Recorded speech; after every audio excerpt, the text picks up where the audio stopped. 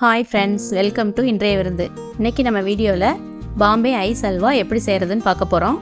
வீடியோக்குள்ள போறதுக்கு முன்னாடி என்னோட சேனலை முதல்ல பார்க்கறவங்க Subscribe பண்ணிக்கோங்க.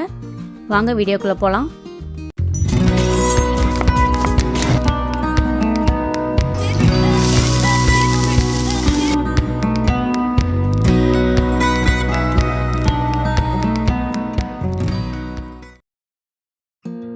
முதல்ல அடுப்பில் ஒரு பேன் வச்சுக்கலாம். எல்லாத்தையுமே எடுத்ததுக்கு அப்புறமா அடுப்பை ஆன் பண்ணிக்கலாம். அடிக்கனமான பேன் எடுத்துக்கோங்க. 2 டம்ளர் பால் ஆட் பண்ணியிருக்கேன்.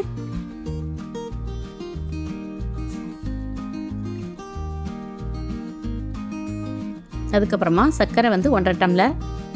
எந்த டம்ளரில் அளக்குறோமோ அதே அளவு வச்சுக்கோங்க.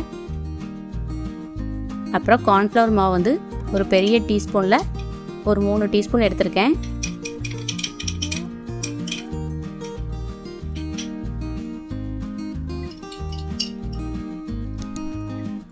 நெய் ஒரு 5 டீஸ்பூன் ஆட் பண்ணிக்கலாம்.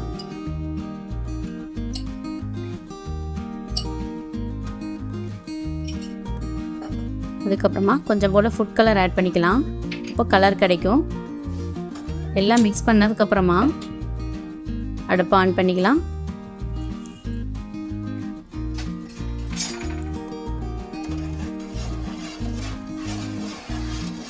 எல்லாமே நல்லா கலந்து கொதிச்சு வரட்டும்.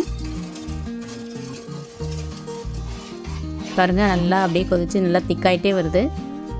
இன்னும் கெட்டி ஆகணும்.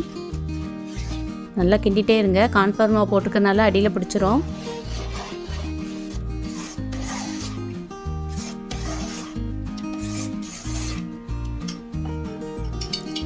கடைசியாக ஒரு 2 டீஸ்பூன் நெய் ஆட் பண்ணிடலாம்.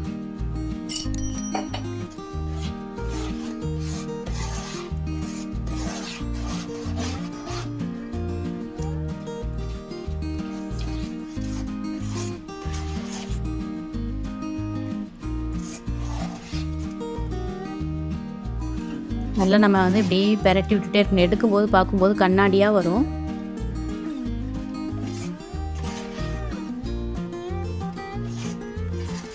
இந்த மாதிரி கிண்டிகிட்டே இருக்கும்போது நல்லா திக்காக வந்துடும், நமக்கே தெரியும். அந்த ஸ்டேஜில் அடுப்பை ஆஃப் பண்ணிவிட்டு ஆற விட்டுடலாம். இப்போ கொஞ்சம் ஆறினோடனே ஒரு பட்டர் பேப்பர் விரிச்சிட்டு அதில் கொட்டிக்கணும். இப்போ ஆறினோடனே இன்னும் திக்னஸ் கிடைக்கும். பாருங்க, பட்டர் பேப்பரில் ஆட் பண்ணிவிட்டேன். அதுக்கு மேலே ஒரு பட்டர் பேப்பர் வச்சுட்டு நம்ம சப்பாத்தி கட்டையை வச்சு தேய்ச்சிடலாம். நமக்கு எவ்வளோ தடிமன் வேணுமோ அந்த தடிமனுக்கு நம்ம தேய்ச்சிக்கலாம். ரொம்ப லேசாக வேணால் லேசாக தேய்ச்சிக்கலாம். கொஞ்சம் திக்காக வேணும்னா திக்காக கூட நம்ம அந்த அளவுக்கு நம்ம தேய்ச்சி விட்டுக்கலாம். நல்லா பொறுமையாக ஒன்று போல் எல்லா பக்கமும் ஒன்று போல் எழுதி விடுங்க. ஈக்குவலாக எல்லா பக்கமும் வரணும், ஸ்ப்ரெட் ஆகணும். பாருங்க, நல்லா தேய்ச்சி விட்டுட்டேன் ஒன்று போல்.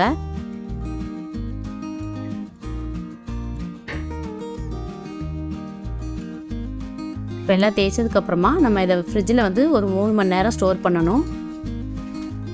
நான் இந்த மாதிரி மடக்கிட்டு ஒரு தட்டில் எடுத்துக்கிறேன். அப்படியே தூக்கி ஃப்ரிட்ஜில் வச்சுருங்க 3 மணி நேரம். 3 மணி நேரம் ஆனதுக்கப்புறம் மேலே உள்ள பட்டர் பேப்பரை மெதுவாக ரிமூவ் பண்ணுங்கள். அதுக்கப்புறமா நம்ம கட் பண்ணிக்கலாம். இப்போ பாதாமும் முந்திரியும் நான் பொடுசாக துருவி வச்சுருக்கேன். அதை மேலே தூவிக்கலாம்.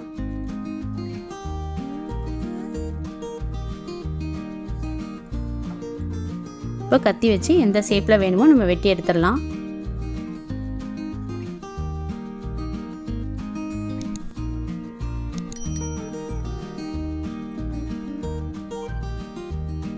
இந்த ரெசிபி குக் வித் கோமாளியில் விஷால் செஞ்ச ரெசிபிங்க. நீங்களும் வீட்டில் ட்ரை பண்ணி பாருங்கள். செஞ்சு பார்த்துட்டு கமெண்ட் பண்ணுங்கள்.